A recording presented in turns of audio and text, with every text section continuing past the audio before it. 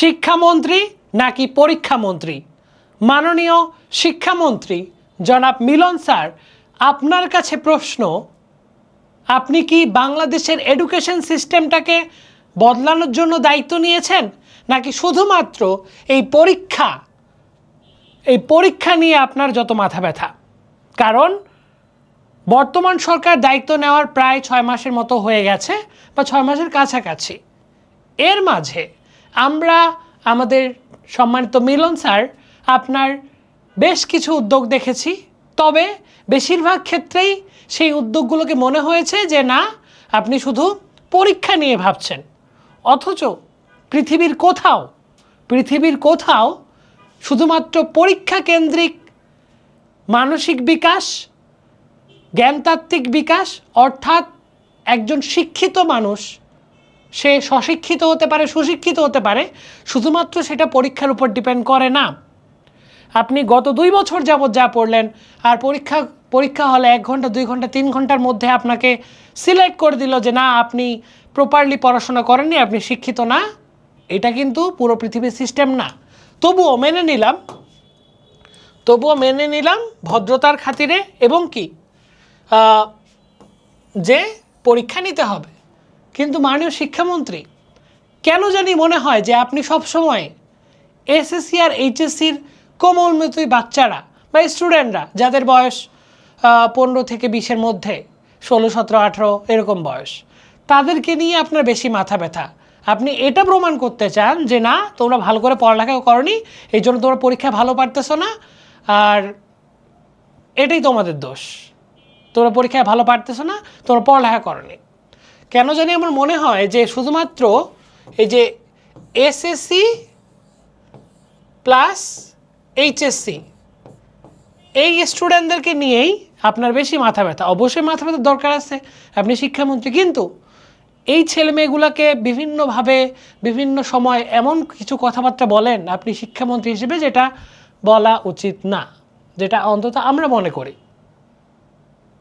মানে এমন কিছু বেফাস মন্তব্য করে বসেন যেটার জন্য হয়তো বা বাচ্চারা বেশি অ্যাগ্রেসিভ হয়ে যায়। এখানে যারা তোমরা স্টুডেন্টরা আছো, তোমাদেরও বেশ কিছু দোষ আছে। সেই দোষগুলো হচ্ছে যে কখনোই, তিনি তো একজন দেশের শিক্ষামন্ত্রী, তাকে কখনোই বাজে ভাষায় কথা না বলি, তবে যুক্তিসঙ্গত সমালোচনা আমরা করতেই পারি। কেননা আমাদের মাননীয় শিক্ষামন্ত্রী কিছু পরিকল্পনা জানিয়েছিল বা চ্যালেঞ্জ জানিয়েছিল যে এগুলো আমরা যত দ্রুত সম্ভব করব। এমনকি সরকার, যখন এই সরকার আসলো ক্ষমতায়, তখন প্রায় 180 দিনের একটা প্ল্যান দিছিল যে 180 দিনের মধ্যে আমরা এই করব। তো মাননীয় শিক্ষামন্ত্রী আপনি বেশ কিছু পরিকল্পনা দিয়েছেন, তার মধ্যে হচ্ছে প্রতিটি টিচার একটা করে ট্যাব পাবে। হ্যাঁ, ট্যাব বলতে এই যে মোবাইল ফোনের মতো যে বড় ব্যাপারটা আছে, যেখানে মানে টিচারের স্মার্ট এডুকেশনের জন্য কাজ করতে পারবে, সেটা বাংলাদেশের সকল টিচাররা পাবে। কিন্তু এই বিষয়ে গত 3-4 মাস চলে যাওয়ার পরও কোনো ধরনের প্রতিবেদন আমরা দেখিনি যে আপনারা এতগুলো স্কুল কলেজের টিচারদের ট্যাবলেট দিয়েছেন বা ট্যাব দিয়েছেন। ওকে, এটা গেল। তারপরে 25,000 মাল্টিমিডিয়া ক্লাসরুম। হ্যাঁ, আমরা বলছি না যে আপনি 6 মাস 1 বছর এত সব করে ফেলবেন, বাট প্রোগ্রেসটা অন্তত জানান। অন্তত পক্ষে 3 মাস 4 মাস পর পর আমাদেরকে প্রোগ্রেসটা জানান যে আপনি প্রায় এত হাজার বা এতশো ক্লাসরুম অলরেডি মাল্টিমিডিয়ায় রূপান্তর করেছেন। মাল্টিমিডিয়া ক্লাসরুম হলো সেই ক্লাসরুমে টেকনোলজির সব রকমের ছোঁয়া থাকবে, স্টুডেন্টরা টেকনোলজি ভিত্তিক পড়াশোনা করবে। সেটা নিয়েও কিন্তু কোনো ধরনের আমরা অন্তত শিক্ষামন্ত্রীর কাছে সেরকম কোনো বক্তব্য পরবর্তীতে পাইনি। তারপরে এআই নির্ভর, এআই এমন বর্তমান অবস্থা, এআই আর্টিফিশিয়াল ইন্টেলিজেন্স পৃথিবীর সমস্ত কাজকর্ম এআই করে নিচ্ছে অলরেডি। যেমন গ্রাফিক্স ডিজাইনার যারা ছিল, যাদের আগে খুবই কাজে লাগতো, তাদের এখন কাজ নাই। কারণ আমি ফোনে জাস্ট বাংলা ভাষায় যে কিছু বললে যে এটা একটা থাম্বনেল বানাতো, একটা পোস্টার বানাতো, ইনস্ট্যান্ট বানায় দেয়, যে কোনো ভিডিও বানিয়ে দিচ্ছে। দ্যাট মিনস এআই নির্ভর এডুকেশন সিস্টেম গড়ে তুলবে। কিন্তু মাননীয় শিক্ষামন্ত্রী আপনার যে কোনো বক্তব্য এর মাঝে বা কোনো প্রতিবেদন আমরা পাইনি যে আপনি এআই নিয়ে এরকম কিছু ইমপ্লিমেন্ট করার চেষ্টা করছেন। যদিও বা সেটা হয়তো বা যেহেতু আপনার দায়িত্বে আসছেন আপনারা পরবর্তীতে করবেন, কিন্তু থাকে না যে আলাপ আলোচনা, যে হ্যাঁ আমরা এই সিস্টেমটা ইনভলভ করব, এআইয়ের মাধ্যমে এই কাজগুলো আমরা স্টুডেন্টদের দিয়ে করায় নিব, বা এই শিক্ষাটা তাদের দিব এআই নির্ভর, এটা নিয়েও কিন্তু সেরকম কোনো ধরনের প্রতিবেদন আমরা দেখিনি, যেটা খুবই দুঃখজনক। ফ্রি ওয়াইফাই, প্রায় 15,000 শিক্ষা প্রতিষ্ঠানের ফ্রি ওয়াইফাই দেওয়ার কথা হয়েছিল। আজকে অবধি কয়টা শিক্ষা প্রতিষ্ঠানে আপনারা ফ্রি ওয়াইফাই দিয়েছেন সেটা তথ্য আমাদের কাছে নাই। হ্যাঁ, আমি সমালোচনা করছি না, তবে যৌক্তিক যে বিষয়গুলো আমাদের চাহিদা সেগুলো সম্পর্কে আপনাদের জানাচ্ছি যে এই বিষয়গুলো আসা উচিত ছিল। শুধুমাত্র পরীক্ষা হলে সিসি ক্যামেরা এগুলো অবশ্যই দরকার, বাট আলটিমেটলি কেন জানি মনে হয় যে আপনি স্টুডেন্টদের পরীক্ষার আগেই তাদের একটা ভয় ধরা দিচ্ছেন যে না তোমরা, আমি কিন্তু প্রচণ্ড কঠিন পরীক্ষা নেব। এভাবে আসলে কোনো বাচ্চা কি আপনাকে সম্মান করার মানে ওই জায়গাটা থাকে? ধরেন একটা ক্লাসরুমে আমি ধরেন যে আমি একজন টিচার হিসেবে, সামান্য একজন অনলাইন টিচার হিসেবে আমি এই না এইভাবে পড়ো এইভাবে পড়ো, তাহলে কিন্তু কেউই শুনবে না। বা আমি যদি ধমক দিই এই না এটা তোমাকে করতে হবে, শুনবে বাচ্চা? ওরা তো হচ্ছে কিশোরী স্টুডেন্ট বা ছাত্র সমাজই ধরি, তরুণ তরুণী ধরে, তাদেরকে আপনাকে আপনার ভাষায় নরম সুরে কথা বলতে হবে, যাতে করে তারা আপনাকে সম্মান এবং আদর্শে জায়গায় রাখে যে না আমাদের শিক্ষামন্ত্রী আমাদের সাথে খুব গুছিয়ে কথা বলে এবং কি খুব সুন্দর করে কথা বলে, যাতে আমরা আমাদের দেশটাকে গড়ার পেছনে কাজ করব। সেখানে কিন্তু শিক্ষামন্ত্রী আপনার কেন জানি না মনে হয় অনেকটাই দুর্বলতা আছে। এটা গেল। তারপর ইউনিক এডুকেশন আইডি, এটা নিয়েও আর পরবর্তীতে তেমন কোনো বক্তব্য শুনিনি। ইউনিক এডুকেশন আইডি বলতে এটা স্টুডেন্ট টিচার সবাইকে এমন একটা করে আইডি প্রোভাইড করবে যাতে করে তার পুরো এডুকেশন লাইফের সব কিছুই আপগ্রেড থাকবে।